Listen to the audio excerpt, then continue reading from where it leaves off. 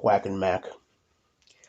The duck's name was Quack, who, in more than just which waters he chose to swim in, or that his feathers' colors were different, Quack was an odd fellow to Mack, the goose, whose choice of where he'd be found was more important than with whom he'd keep company. As long as his friends kept white their feathers, why bother thinking who he'd become, within for all which could be known of him was just as plain to see. A clean, gentle, good-hearted goose was he, because his feathers said it so, white as snow. No way at all, thought Mac, that Quack, the muddy duck, was a better fowl. How, with the colors God chose for him, he said, green, gray, and even black, to hide his, well, all his dirt and mud in which he wallows, I'm sure. Never mind, both our beaks are similar, he continued, and that only in color. But you really couldn't tell, said Mac, that our feet are of the same color too, because Quack's are ever so dirty, and they smell of the filth and of all the unclean waters where he bathes. These things Mac said in such a mocking tone to all the other four geese, who applauded Mac and laughed with him at Quack the duck, his mate of choice.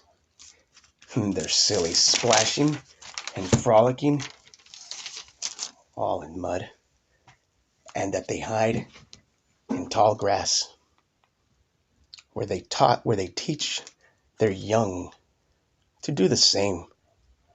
In fact, Mac even went as far to say and call them ugly ducklings, so cold, just to get the other four geese to laugh with him some more.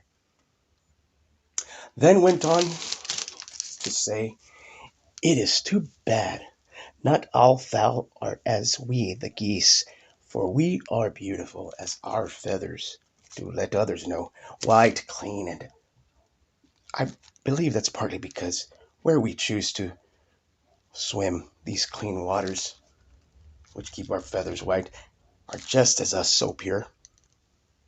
Yes, we are without spot and without fault. We are geese.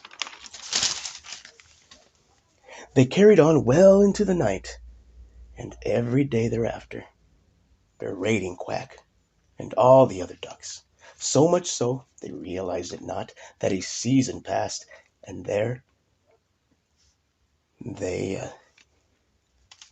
and there Mac and the others remained, as south to warmer climate and to safety all the other winged creatures flew regardless of their feathers' colors.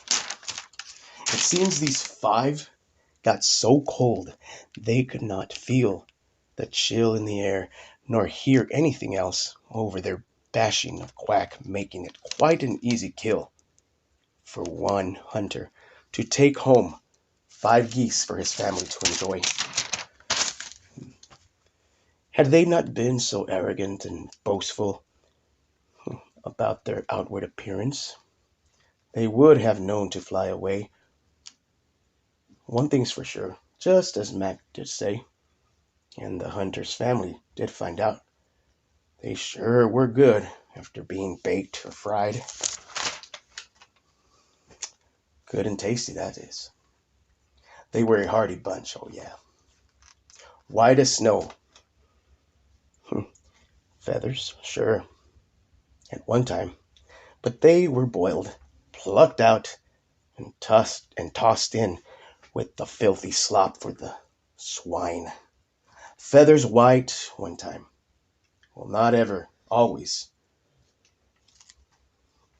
will not always stay, unlike pearls of great price or anything of worth, and any and of any color, whose worth is seen or not without, at times, yet known within, when tested, tried, this truth remains.